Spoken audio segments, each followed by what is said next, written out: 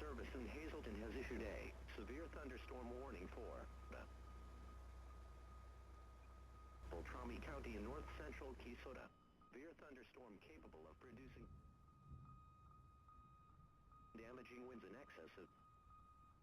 This dangerous storm was located near West Firokla, south at 70 miles per hour. Include Keshtigo, West Firokla. For your protection, move indoors to a sturdy building. Avoid windows, lightning and very heavy rain. Your business.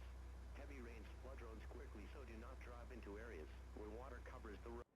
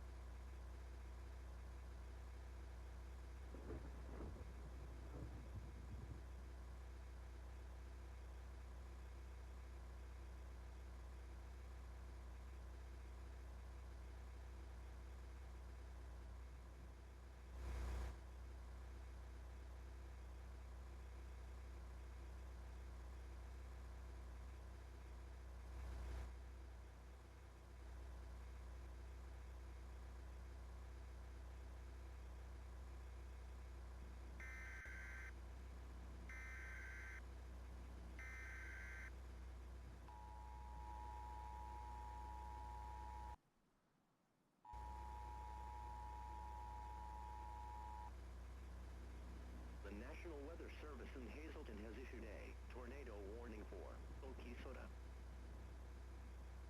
Beltrami County in north central Kisota, near West Firokla. Moving southeast per hour.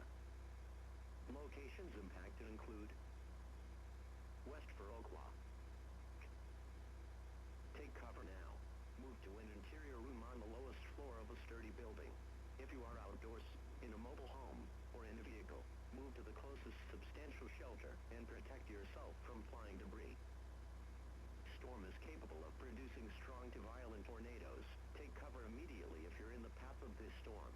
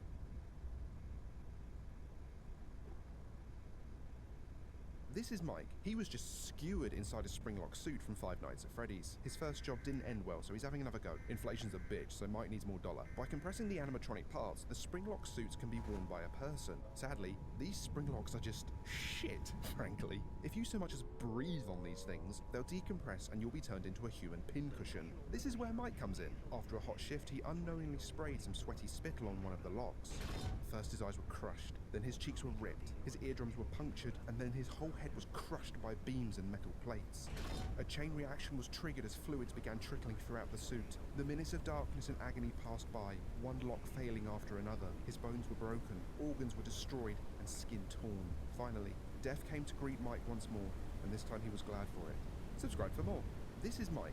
Here's what FNAF characters would taste like as ice cream. Yeah, the bills are getting pretty high, but this is cool. Hear me out. Okay, starting off, we have Purple Guy, and I feel like his flavor would be black licorice for the black spots and grape for the skin with white gumbo eyes, which in my opinion is pretty nasty. But now off to Sun, Lilbit, Mo and Freddy, and Orville, who I think would all be creamsicle flavored. Now moving on to the main gang, Freddy would be chocolate flavored with blue raspberry gumbo eyes, Bonnie would be blue raspberry flavored with cherry gumbo eyes, Chica would be banana flavored with pink gumbo eyes, Foxy would be raspberry flavored with a lemon gumbo eye, and Golden Freddy would be pineapple flavored with white gumbo eyes. And finally, ending off at the Puppet and Trash in the Gang. Puppet would be vanilla flavored with a hint of grape and cherry with white gumbo eyes, and Trash in the Gang would be one of those sherbet assortments. But yeah, who should I do next? Here's what...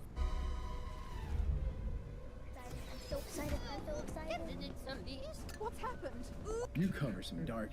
That's really bad. So apparently you can just take out life insurance policies on anybody, whether you know them or not, with or without their permission, as long as you have their personal information. The first people that made it mainstream was a company called Winn-Dixie. Multiple companies have been busted since, I believe including Walmart. Somebody figured out at the corporate level, well, what if we just start taking out huge life insurance policies on all our morbidly obese, unhealthy employees? And then when they would die, they would get these huge payouts. And in one of the corporate memos from one of the companies, it was literally referred to as dead peasant insurance, and they got busted for it. Newcomers from dark.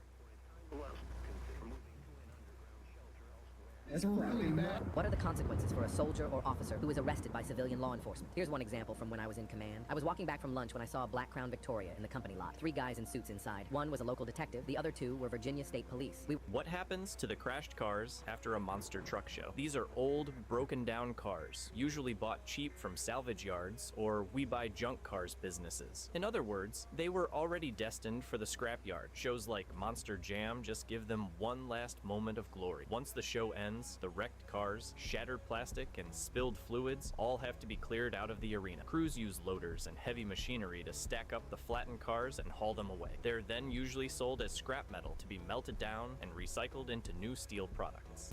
What happened? Wait, President Rizzler got started making TikToks? Well, before he was the leader of the free world, he was a part of the Boom Crew. Wait, LeBron was playing back in 2024? Yes, and he's in his 70th year this year, still getting minutes. I don't know how he does it. People used to eat food that had syrup from corn in it? Oh, buddy, a Pop-Tart would blow your mind. Yeah, but they had to know that's terrible for their health, right? I mean... Oh, buddy, they did not give a... Dude, did you see this? Drake and Kendrick started dissing each other all the way back in 2024. And they're still going at it 50 years later. That's crazy, dude. Mr. Roberts, what's a cotton candy flavored vape? Well, before they outlawed them in 2030, this was our alternative to heaters. Any flavor you could think of, they made them. Raspberry apple. Oh, yeah. Rotisserie chicken. You bet. Why'd they outlaw them? Because who in their right mind would actually think that inhaling rotisserie chicken flavored vapor would be good for you? Sir, it seems like things were pretty normal until 2017. What happened in 2017? It all started when one little boy jumped into the gorilla enclosure at Cincinnati Zoo. Wait, President Rizzler got started making TikToks?